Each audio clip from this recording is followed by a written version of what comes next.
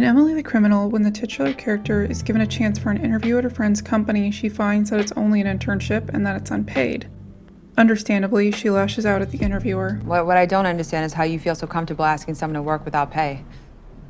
You know, when I was your age, they told me all I could be was a secretary. Okay, but secretaries get paid. That's not the point. Well, when you were my age, did you have $60,000 of debt? How about this? When I was your age, I was the only woman in a room full of men. But you had a job.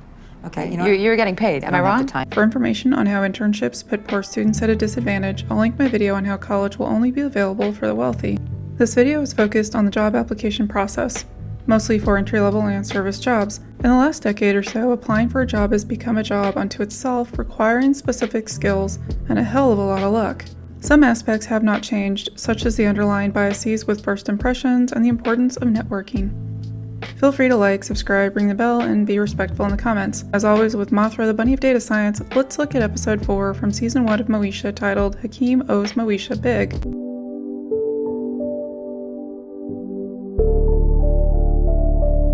In this episode, Moesha's childhood friend and neighbor Hakeem asks to borrow $20 from Moesha. When Moesha goes to collect on this debt, she finally tracks him down and discovers he is trying to complete his homework by candlelight. Hakeem's mother was laid off from her job, and as a result, the electric bill wasn't paid. Hakeem tries to find a job but is unsuccessful.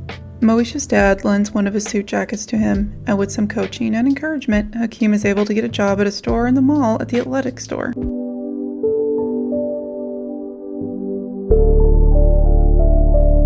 Moesha's family is at least upper middle class, and she doesn't have to help the family pay bills. She can squirrel away her money to save up for later. Hakeem's family is lower to mid-middle class, guessing from the fact that he lives next door to Moesha in the same neighborhood. In the Urban Institute's 2000 article linked below, quote, "Young people from low-income families have traditionally worked to help support their families. Until a few years ago, the concern was whether enough jobs were accessible to low-income and minority youth.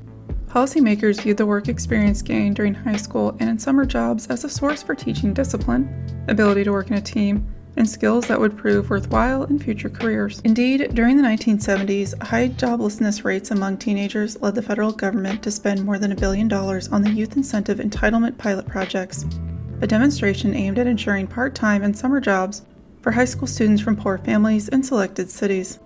Today, however, whether young people gain or lose from working while in high school is controversial.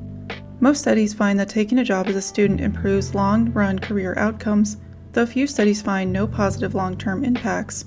However, the new worry is that students working 20 or more hours per week are losing too much sleep, reducing their school performance, and risking health problems, end quote.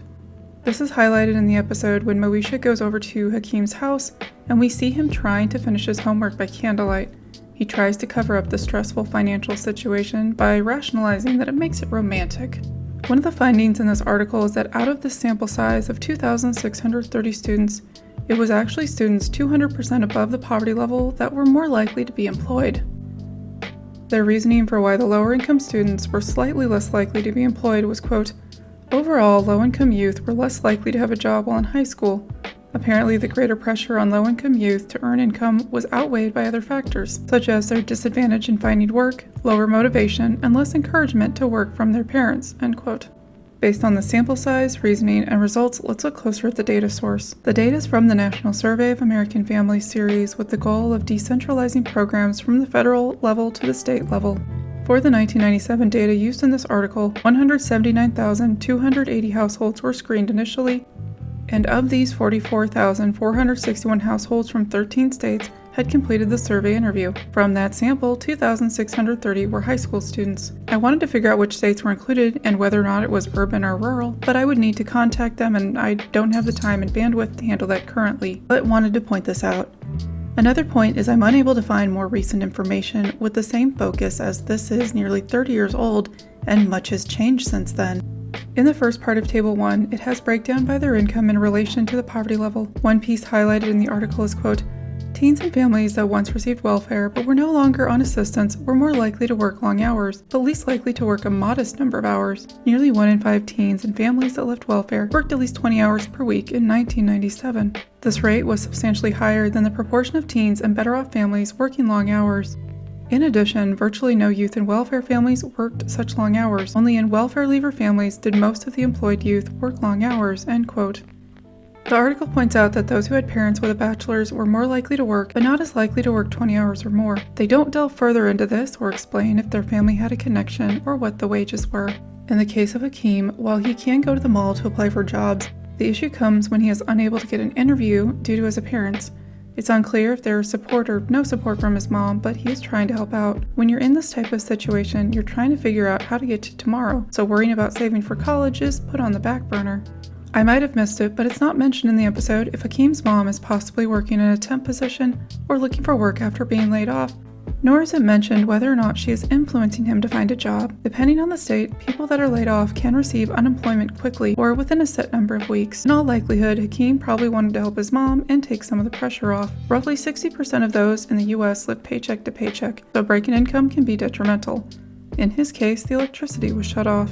The survey also didn't dig into why kids in lower socioeconomic homes were less motivated to search for a job. There is a chance that they are looking or had been looking and were unable to find a company that would hire them. Job hunting can be exhausting, and if they're trying to do this at the same time as school, they may have just given up, questioning whether or not it's even worth the effort since they're probably going to end up poor just like the rest of their family. Statistically speaking, they will likely be in the same income bracket as their parents.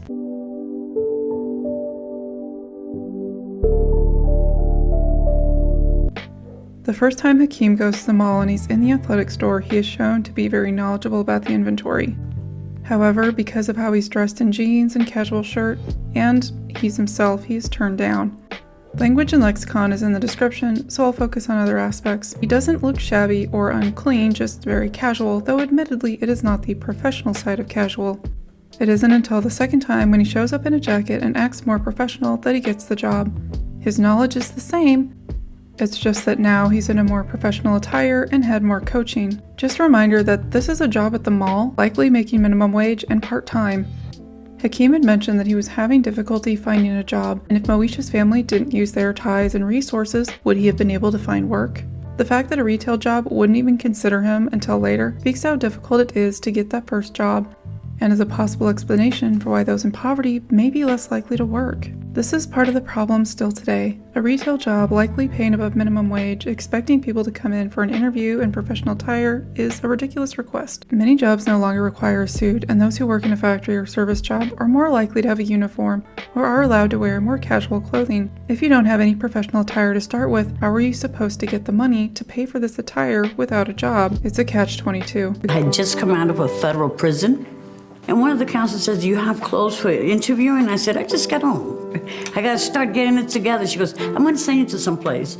And the women there are very nice. When I went in for my suiting, it was amazing. Like, they just really took the time to really kind of understand my body type, what I wanted, what it was for. Good news is that there are entities in every state that assist with resources for clothing. In Ohio, Dress for Success Cleveland provides professional attire for interviews, and in the description, there's a link for organizations in every state.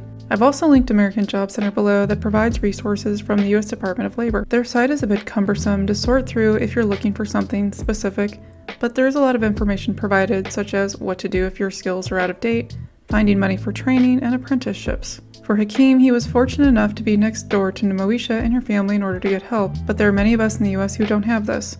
At the same time, it's archaic to expect that someone applying to work in fast food should show up in a suit jacket. Even though some companies have recognized that expecting a three-piece suit for an entry-level position can be unreasonable, there are still those who cling to this tradition no matter what.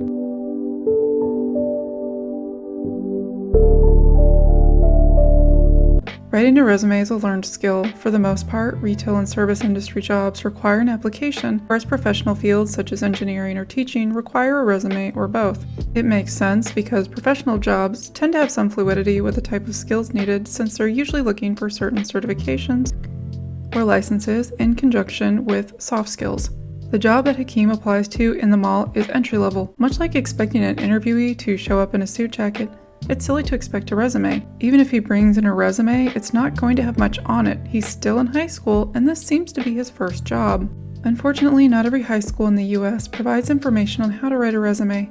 For students that continue on to higher education, most institutions have a resource center or class to help with writing resumes. The problem comes in later down the road if someone is trying to switch from construction to an office job or vice versa. If an applicant that only had office jobs is applying to work in manual labor, the company is going to have questions about why they're switching, or possibly not even interview them, assuming they applied by mistake. On the other side, changing from working as a cashier to an office job is much trickier. Even if a job posting is listed as entry level, they'll generally hire someone that already has some office experience. These positions can often require a resume or cover letter that the applicant will need to learn how to complete. There are templates online and it can be difficult to figure out what's correct.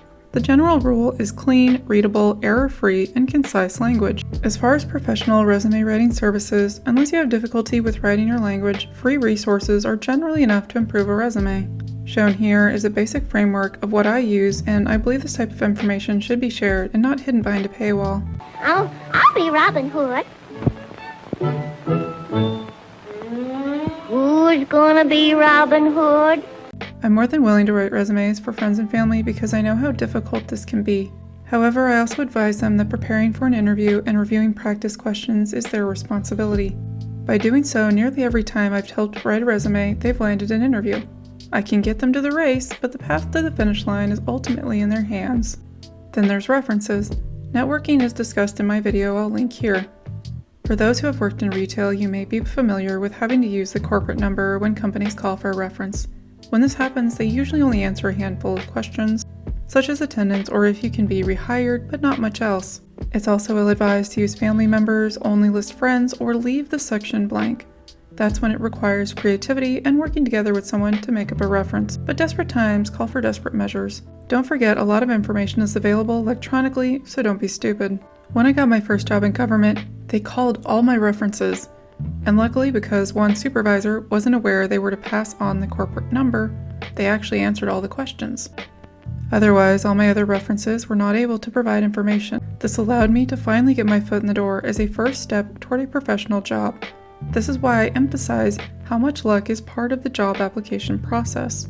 As far as I'm aware, none of my references were contacted when I applied for service industry jobs, but they did when I was applying in the professional field. Networking is not my strong suit, and I had to change a couple of references. I found out they were talking poorly of me.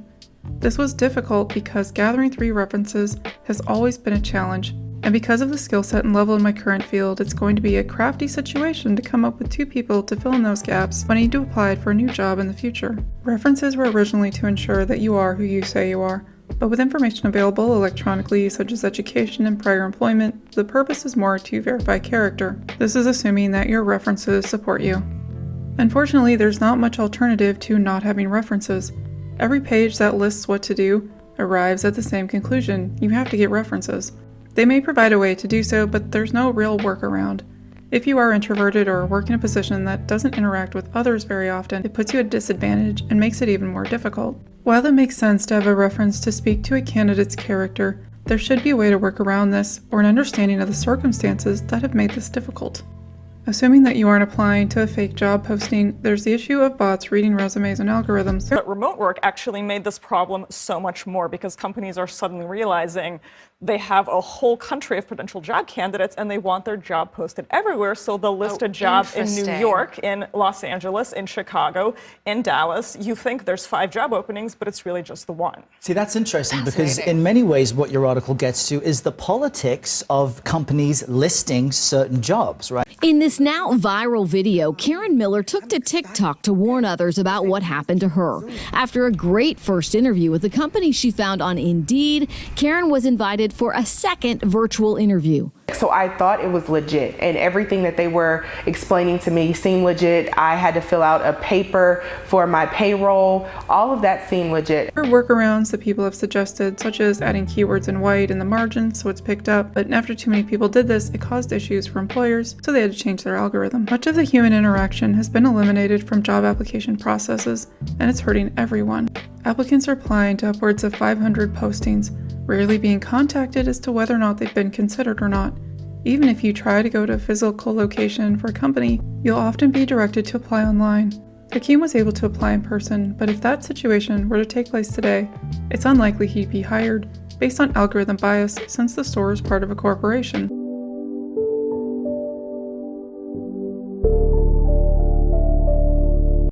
So, do you have much experience in this field? Well, no, but I have a brilliant personality. Well, any office experience, typing, computer, any experience. Well, no, but I have a brilliant personality. Well, you can use the phone. No, but I know. You have a brilliant personality. Without the right training, a brilliant personality just won't get you very far. One of the media articles making rounds on social media is the article where a hiring manager says he puts an uneven chair to see if the interviewees ask questions or bring it up. There are several issues with this. First, as a cis woman that's autistic and has severe trauma, I have been conditioned socially not to complain or make a fuss. To have this type of arbitrary rule for an interview is problematic right off the bat because it's going to eliminate most neurodivergent applicants or those who have trauma. Just because someone doesn't mention an issue with their chair doesn't mean they won't ask questions when it comes to their job. Many of us are able to compartmentalize these two things. If an interviewee has all the skills and seems to be a good fit, but just doesn't speak up about the chair, how is this a benefit to either side? This type of tunnel vision is an illustration of the disconnect companies have. When Hakeem is in the store the first time, even though he demonstrates his knowledge and people skills, it's ignored by the manager because he is unable to get past his first impression. Once Hakeem wears more appropriate attire and has some practice, he's magically good enough. A good manager would have been able to see his potential and understand that Hakeem would need some training. As a reminder, this is a low-wage retail job in the mall. He cannot expect that every applicant is going to come in as a perfect employee from the beginning, as these are starter jobs where employees will need training, especially if they have never had another job before.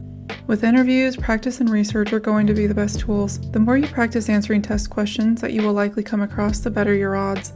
It's also advised to research the company, not just for interviews, but also to see what other employees have said. Then to add on, be yourself, but be yourself in a professional way. Ask questions, but not too many questions. Be personable, but don't get too comfortable. It's a lot.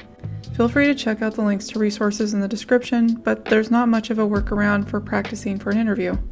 One of the worst evolutions of the job interview process is how companies are now requiring multiple interviews. Most sources I found encourage no more than 4, but there are multiple stories of candidates going through 7, 8, 9 or more rounds of interviews. Since these are usually during the workday, if someone is trying to get an office job and works in retail, it's going to be difficult to get time off for multiple interviews and may get to a point where they drop out of the interview process. I would argue that 3 is more than enough.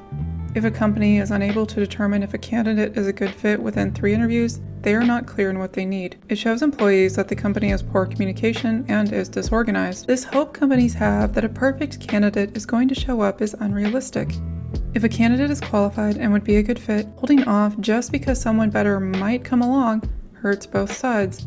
If a candidate goes through multiple rounds of interviews, it's usually not because the company is an amazing place to work, it's because they are in desperate need of employment, and this type of situation leaves them vulnerable to accept lower pay and less benefits. For now, I will leave out when companies are trying to get free work through the interview process. While that is a related issue, that is part of additional problems.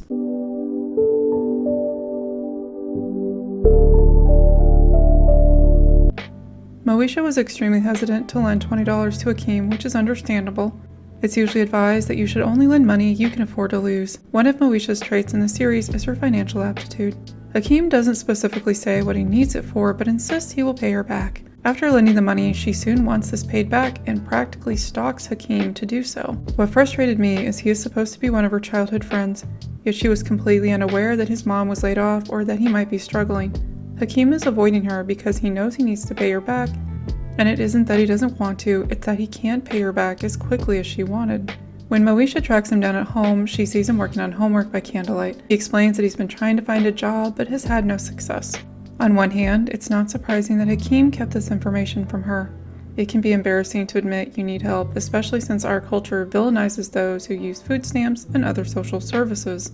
On the other hand, she seems shocked that he is struggling, but Moesha's family hasn't struggled to meet their basic needs. She's a high schooler and is still learning about the world around her, though I think this speaks to how sheltered she is since she didn't seem to know what was going on next door. However, when Moesha finds this out, she does get her family involved to help him. She doesn't judge him or look down on him because of something out of his control.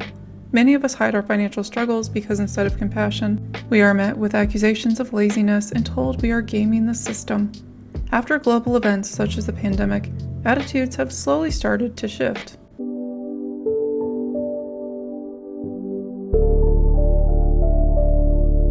No kid in a family should feel obligated to contribute financially. It's unfortunate that the cost of living has raised to a level that even a single-person household can't survive, much less a family. The unfounded lament that no one wants to work anymore is belied by the job application process that is inconsistent, lacks transparency, littered with poor communication, and perpetuates poor wages. If we want to lower employment, companies need to evaluate their hiring practices. More people should be aware of available resources that can provide attire and training. It's not impossible to make changes to the system. When the pandemic forced many to work remotely, we saw an increase in productivity, and we adjusted to a working environment that was far different. The job application process is still hurting those at the lower socioeconomic levels the most, and there are steps companies can make to fix this. For now, I'll continue to help with resumes for free as long as I can. Until next time. Come on back and see me again for some more fun learning. And remember, treat other people the way you want to be treated. Okay? I've got to go now. So long!